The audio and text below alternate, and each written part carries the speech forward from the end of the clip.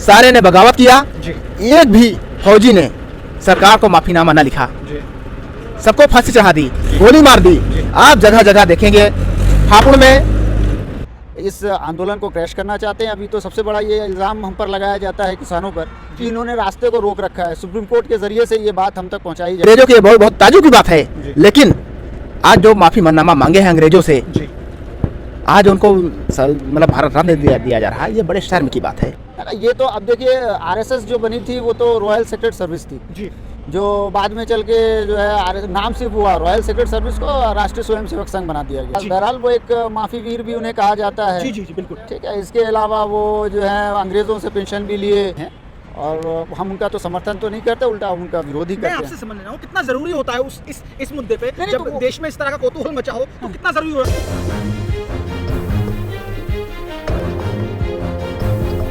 में चारों तरफ त्राही मची हुई है। तमाम जो सरकारें हैं जो सरकारें दावे करती हैं चाहे वो स्वास्थ्य सेवाओं को लेकर हो तमाम जो चीज़ें उस बीच एक नया मुद्दा निकल के आता है कि वीर सावरकर को भारत रत्न दिया जाए। उस बात से कितना मादा रखते हैं आप? अरे इन गद्दारों को जी जहाँ देश में 11 महीने से का समय हो चुका किसान सड़कों पर है पानी भूखा प्यासा खेती छोड़कर वो अपना बैठा हुआ वहाँ ये इन चीज़ों को कितना आप जरूरी समझते हैं? किसान यहाँ 700 से ज़्यादा शहीद हो गया जी लेकिन एक भी किसान सरकार को अर्जी न लिखी कि यह कानून अच्छा है। जी एक किसान ने न लिखा एप्लीकेशन जी कि हम जो है कानून में सुधार चाहते हैं। सारा किसान 700 ज़्यादा शहीद हो गया केवल एक ही बात बोला कि हम रिपील चाहते हैं कानून की वापसी चाहते हैं लेकिन एक भी ना लिखा कि कानून में संशोधन।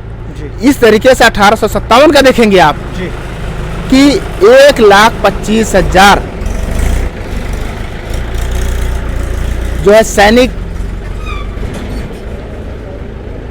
अंग्रेज में थे अंग्रेज भर्ती थे भारतीय फौज में। जी जी उस समय अंग्रेजों का जो फौज था सारे ने बगावत किया जी एक भी फौजी ने सरकार को माफीनामा न लिखा जी सबको फांसी चढ़ा दी गोली मार दी आप जगह जगह देखेंगे हापुड़ में उन क्या जगह जो हमारा है ये इमली का पेड़ कट गया। जी आप देखेंगे बुलंदशहर में काला आम जी काली नीम मुरादाबाद देखेंगे इलाहाबाद में नीम जितने भी पेड़ों में अब लाशें टांगी गई थी किसानों की जी जिंदा टांगा गया था उसको काला पेड़ के नाम जाने जाता है बिल्कुल लेकिन एक भी माफी ना मांगा।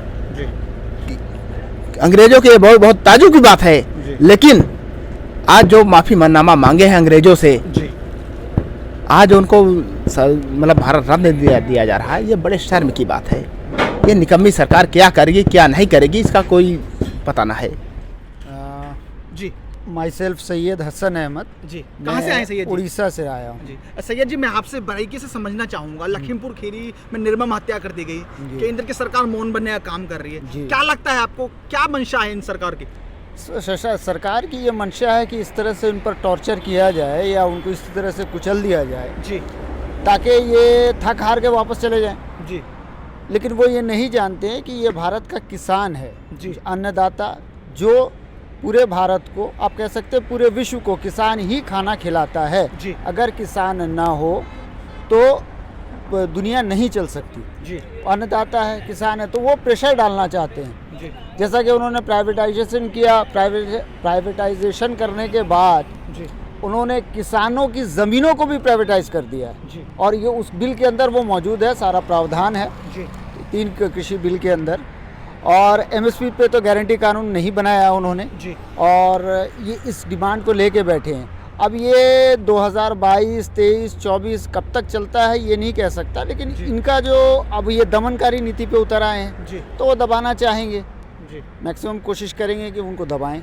मैं आपसे समझना चाहूँगा संजय देश में जो एक तरफ चारों तरफ कौतूहल का माहौल बनाया जा रहा है SC ST OBC माइनॉरिटी की आवाज़ दबाने का काम कर रहे हैं क्या लगता है आपको सरकार की जो मंशा है लोकतंत्र खत्म करने की मंशा है क्या? एब्सोल्युटली लोकतंत्र तो पहले ही ख़त्म हो चुका है जी अगर आप देखें तो जो भी बिल अभी पास हो रहे हैं पार्लियामेंट के अंदर से जितने भी बिल पास हो रहे हैं वो तो रात के अंधेरे में पास हो रहे हैं ना। जी और पास होने के बाद जो हालत हो रही है वो आप खुद ही देख रहे हैं। वो तो किसी को अब मीडिया जो है जी जो फोर्थ पिलर है जी। वो तो सिर्फ सोशल मीडिया ही बची है। आप जैसे चंद पत्रकार बचे हैं जो निष्पक्षता से काम करते हैं, जी ठीक है। अदरवाइज जो गोदी मीडिया वो सारे कॉरपोरेट हाउस की है, जी सारी की सारी। आप देख लें अंबानी अडानी की सारे कॉरपोरेट हाउस है, जी जितने भी हमारी मेन स्ट्रीम की मीडिया है। तो वो एजेंडे के तहत जो है हर चीज़ को चलाते हैं। और किसानों पर कभी कुछ भी अब ये SC ST अगर कोई आंदोलन करे या अपने हक की मांग करे तो जी। उसे नक्सली बना देंगे, जी और उसके बाद मुसलमान करे तो उसे आतंकवादी बना देंगे। जी। और मतलब कोई भी ये संगठन अगर आए जो उनके विचारधारा का या उनके कार्य का विरोधी हुआ या पूंजीवाद का विरोधी हुआ, जी उसे जो है वो कुछ भी बना देंगे। देश की इस तरह से स्थिति इस वक्त गर्त में जाती हुई दिख रही जी। है। इस पर तमाम जो विश्लेषक है वो अपने अपने विचार रख रहे हैं। जी वहीं एक चीज निकल के आती है कि इतना बड़ा देश में माहौल बन रहा है, चाहे वो किसान आंदोलन के लेकर हो, चाहे वो जो आशीष मिश्रा जिन्होंने निर्मम हत्या कर दी, चाहे वो जवान जो हमारे जो शहीद हुए हैं बॉर्डर पे, इस सबके बीच में वीर सावरकर जी का नाम आता है कि उनको भारत रत्न दिया जाए। कितना जरूरी लगता है ये मुद्दा, इस तरह के मुद्दे इस समय? देखिए, वीर सावरकर क्या थे ये हमें इस पर कोई बहस तो नहीं करनी चाहिए। खास जी। बहरहाल वो एक माफी वीर भी उन्हें कहा जाता है। जी जी जी बिल्कुल। ठीक है। इसके अलावा वो जो है अंग्रेज़ों से पेंशन भी लिए और वो पूरी तरह से सांप्रदायिकता को उन्होंने बढ़ावा दिया। जी अंग्रेज़ों से माफ़ी मांगकर उन्होंने सांप्रदायिकता को बढ़ावा दिया। ठीक है, वो उनके अपने विचार हो सकते हैं और हम उनका तो समर्थन तो नहीं करते, उल्टा हम उनका विरोध ही मैं करते आपसे हैं। समझ रहा हूँ कितना जरूरी होता है इस मुद्दे पे, नहीं, जब तो वो- देश में इस तरह का कौतूहल मचा हो तो कितना जरूरी हो जाता है भारत रत्न जैसे पुरस्कार वीर को देने का, सावरकर जी को देने का। सावरकर जी को भारत रत्न वो तो आगे चल के मेरे ख्याल में वो तो किसी भी आतंकवादी को भी वो ये दे देंगे। उनके हाथ में है ना, वो कुछ भी कर सकते हैं। वो गोलवालकर को भी दे सकते हैं, सावरकर को भी दे सकते हैं, है ना। ये तो अब देखिए RSS जो बनी थी वो तो रॉयल सीक्रेट सर्विस थी, जी जो बाद में चल के जो है RSS नाम सिर्फ हुआ, रॉयल सीक्रेट सर्विस को राष्ट्रीय स्वयंसेवक संघ बना दिया गया। जी जी और ये इनकी असल में ये जो कॉन्सेप्ट भारत माता या देश का लाते हैं, ये देश का नहीं है, असल में विक्टोरिया है इनकी जी, जो है जी। भारत माता, ये इस चक्कर में ये है।